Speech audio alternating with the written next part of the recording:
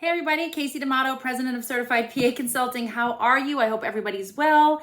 Welcome to this week's Town Hall video series. I am President of Certified PA Consulting. I am a PA, a business owner. I've been a manager of a multi-million-dollar medical practice. I also own other businesses outside of medical care. I've sold businesses, raised capital, and done a lot of things in between. So I'm here to help you if you need help with salaries, with negotiations, with business, or with this general life and career strategy. We offer private coaching as well as on-demand courses at certifiedpaconsulting.com. So click the links in bio and you can check out, not the links in bio, the links below, and you can check out all of our resources, tons of free resources that we have available, as well as working with us personally.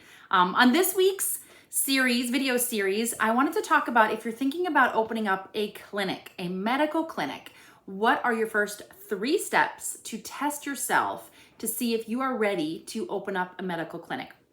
We're gonna keep this video short and sweet because these first 3 steps are critical. And if you have these down, you have the foundation for success. If you don't have these down, stop right here and just focus on these 3 things before you do anything else in regards to starting your business. So just forget about EMRs and forget about all those other things. None of that matters until you have these 3 things. Even forget about your corporate structure, whether you have an LLC or a PLLC or whatever, forget about all that. None of that matters if you do not have these 3 foundational pieces ready for your business, your clinic. So number 1, the very first thing that you want to think about, how confident are you that you can attract a full patient schedule at least within the first year of your business? Because without that, you're going to be what we call burning cash. You're going to be running at a negative cash flow, which means you will need to be investing money or raise capital. We've done lots of that in our business, one of our businesses. So if you're going to run at a negative, then you need to be very careful about how you're budgeting and how you're planning the launch of your business. Ideally, to be, especially with clinical care, you really want to be confident that you can attract a full patient schedule within 1 year, ideally within the first 6 months, but definitely within the first year, if possible, close to a full schedule. So how would you do that? Who are you networking with? Where are you getting your patients from? Is it like online marketing, or is there a community that you can network with referrals? What are you going to be doing to build your patient volume? Can you get a waiting list now? Can you get people interested in your clinic that want to come and want the announcement as soon as it's open? That is, if you have that, you're most of the way there. If you have an email list or contact list, remember, it cannot be patients from a prior practice. That's soliciting and that is illegal. So don't do that. But if you have a list of people, if you belong to, I don't know, some kind of social club or church group or something, if you have a community of people that you've gotten, to sign up, give you their contact information, and they're ready for the announcement for you to open up your clinic, you are most of the way ready to open up your clinic. So that is number 1. How confident are you that you can fill your schedule within 1 year, ideally within 6 months? And full is a loose term. Let's call it like 75% full. Okay, that's number 1. Number 2, the second thing to think about is, do you have a good handle on how your time will be managed, especially if you're thinking about being a solo provider in a medical clinic, between patient hours and business management hours and potentially marketing and networking hours? And this is one thing that a lot of people underestimate, because we're used to seeing patients in clinic. So we work, let's say, an 8-hour day or 9-hour day with lunch. The patients are there. We're not taking into account the time that's going into managing the business. So that's everything from paying bills to setting up insurance to collecting money to, signing up for the new EMR or whatever it might be, getting new shopping for new equipment. So what is the amount of time that needs to go into managing the business in addition to patient care? Because the patient care time is what generates the money. So if you're doing that 40 hours a week, how much additional time do you need for business management? And in addition to that, how much time do you need for marketing and networking? And when I say marketing, it doesn't have to be anything major. This is like making sure your website is current, Maybe you have a social media page, maybe you don't. Or if you don't have a lot of patience, it might be aggressive marketing and networking. You might need to be all over town all the time, passing out business cards, joining different business networking groups to introduce yourself and get referral sources. And that might be almost a full-time job. So do you have a plan for your time management between patient care, business time, and networking marketing time mapped out for that first year? At the beginning, it will probably be heavier business and marketing and less patience. And then every quarter, it should shift in a perfect world.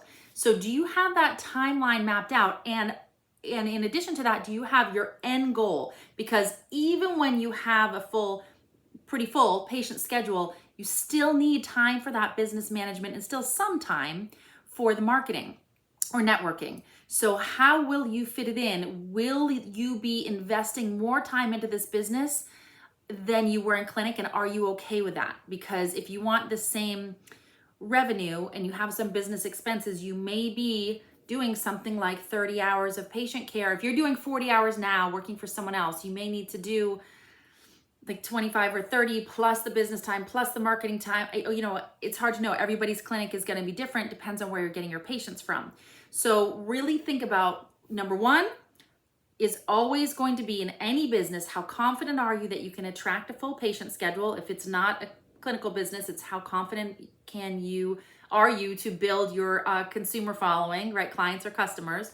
Number two is, do you have your time figured out with, if you're in a service-based industry, which medicine is, between the time serving the patient and then the business time and then the marketing and networking time, because you need all three. And then lastly, the number three test for yourself is, do you have your cash flow forecast built out for the first year? That's your highest risk year.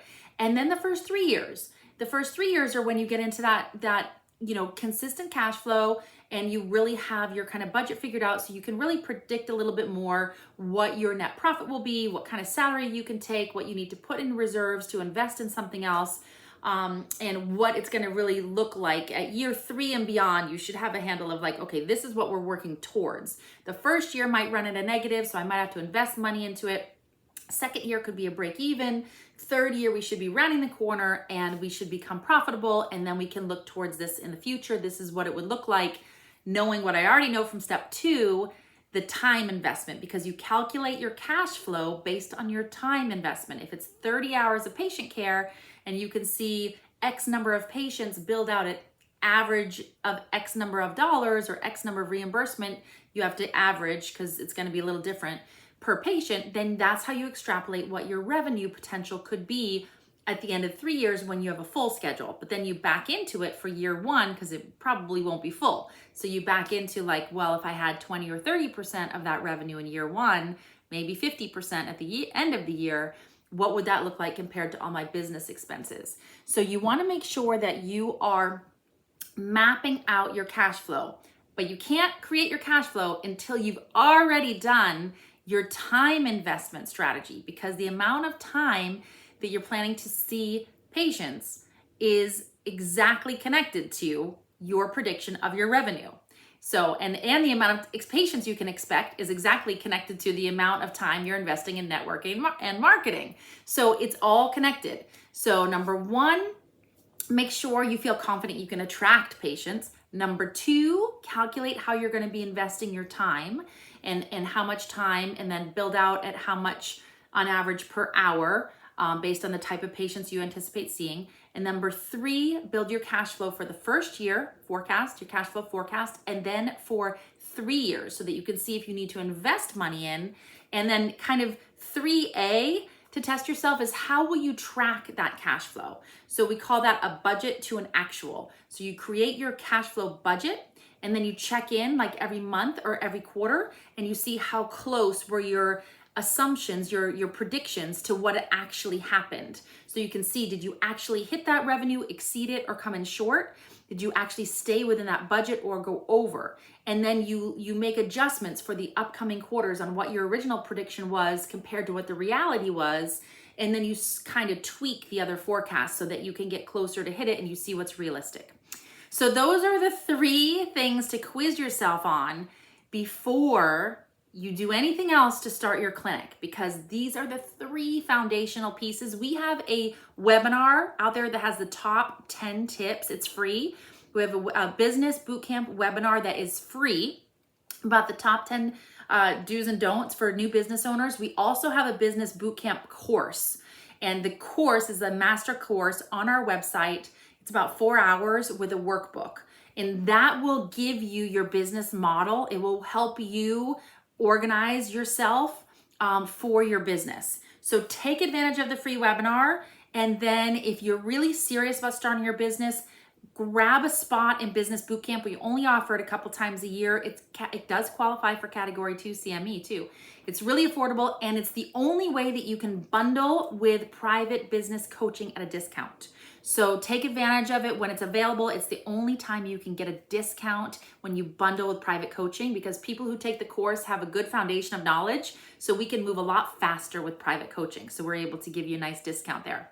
So that's it for today. I hope I went a little longer than I wanted. Sorry, you guys. And I hope you have a wonderful week, and I'll see you next week. Oh, don't forget, click the links below to get all of the free resources. Okay, bye.